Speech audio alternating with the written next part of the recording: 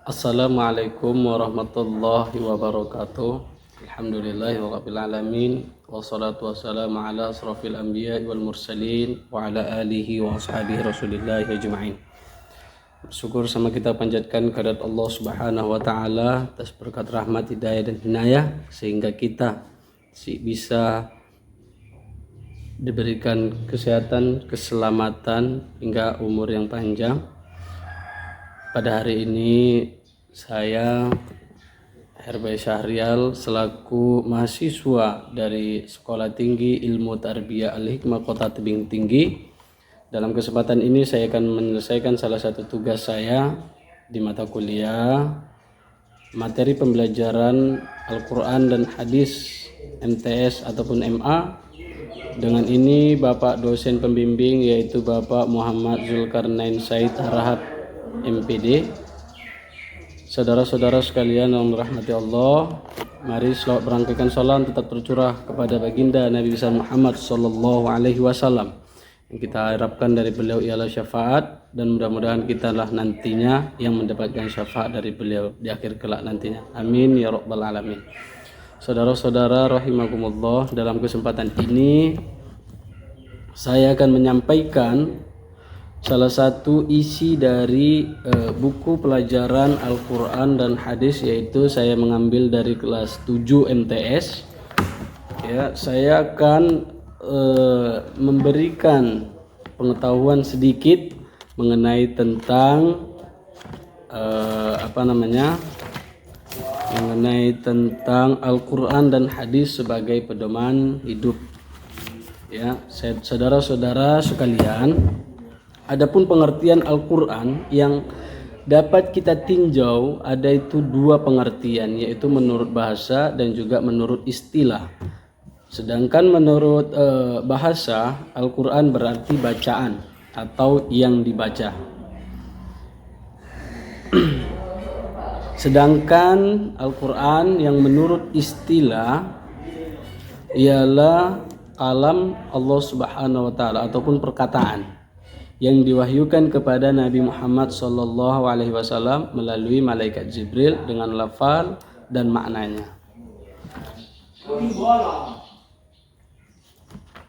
Nah, sebagaimana nama lain dari Al-Quran, adapun yang disebut dalam ensiklopedia Islam untuk pelajar disebutkan bahwa ada 78 nama Al-Quran yang masing-masing menunjukkan isi, fungsi atau sifatnya.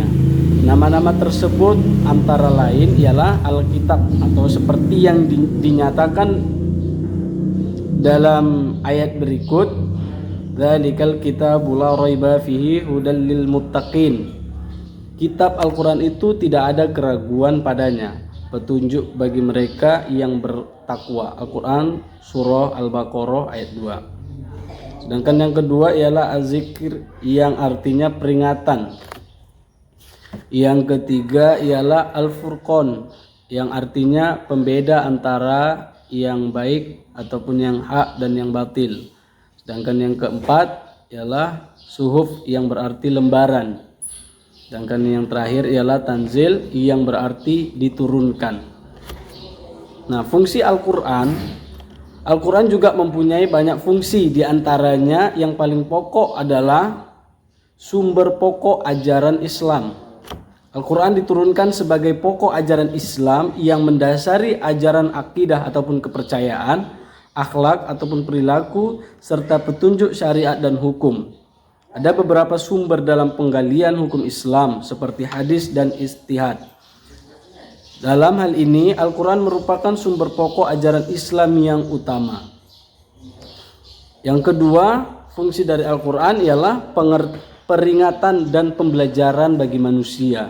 Di samping sebagai makhluk yang cerdas dan suka berpikir, kita menyadari juga bahwa manusia mempunyai sifat dan lupa. Ya, manusia mempunyai sifat lupa dan salah. Oleh karena itu, di antara fungsi yang amat positif dari Al-Quran adalah pemberi peringatan dan pelajaran bagi manusia.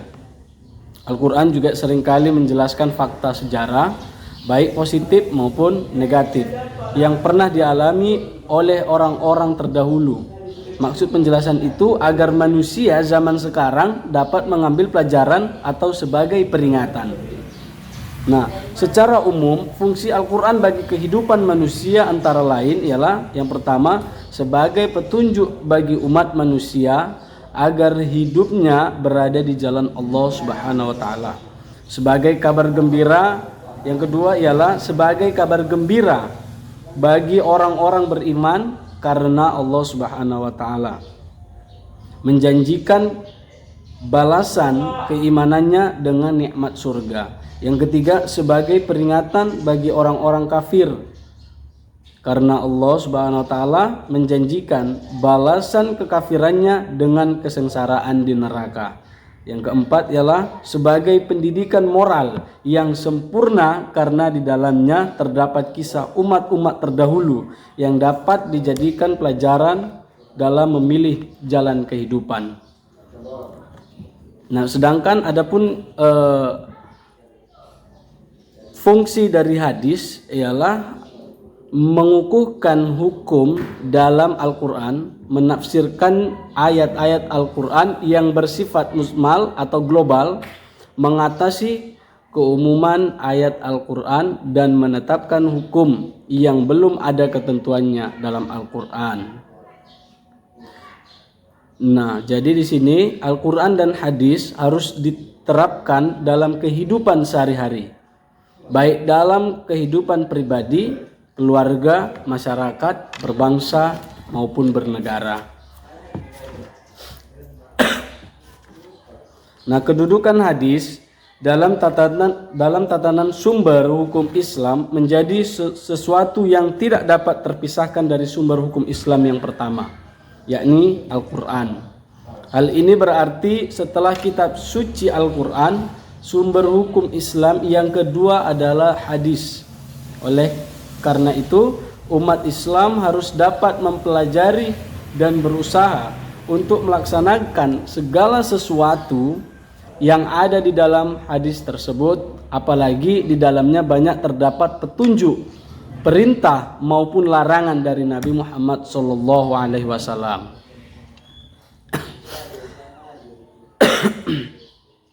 Nah, sebagai fungsi dari hadis ialah sebagai penjelasan dari Al-Quran. Hadis berfungsi menjelaskan ayat-ayat Al-Quran yang masih belum jelas, merinci dan menafsirkan ayat-ayat Al-Quran yang mujmal atau umum atau global, yang menafsirkan maknanya, memberikan batasan ataupun persyaratan ayat-ayat Al-Quran yang mutlak dan mengkhususkan yang umum. Adapun fungsi yang kedua ialah sebagai penguat Al-Quran, kandungan yang ada di dalam hadis serta dengan Al-Quran, baik dalam al-mujmal atau umum dan tafsilnya atau terperinci. Oleh karena itu, hadis tidaklah bersifat menambah atau menjelaskan apa yang terdapat dalam Al-Quran, akan tetapi hanya sekedar menetapkan, memperkokoh dan mengungkapkan kembali apa yang terdapat dalam Al-Quran, seperti hadis dari Al-Aghar bin Yasar Al-Muzani. Adapun yang ketiga, fungsi dari hadis ialah sebagai penetapan hukum. Hadis mempunyai sifat yang cukup penting dalam menetapkan hukum baru yang secara terperinci belum diatur dalam Al-Quran. Bahkan dinyatakan pula bahwa hadis dalam segala bentuknya berusaha menunjukkan suatu kepastian hukum terhadap berbagai persoalan yang muncul dan tidak terdapat dalam Al-Quran.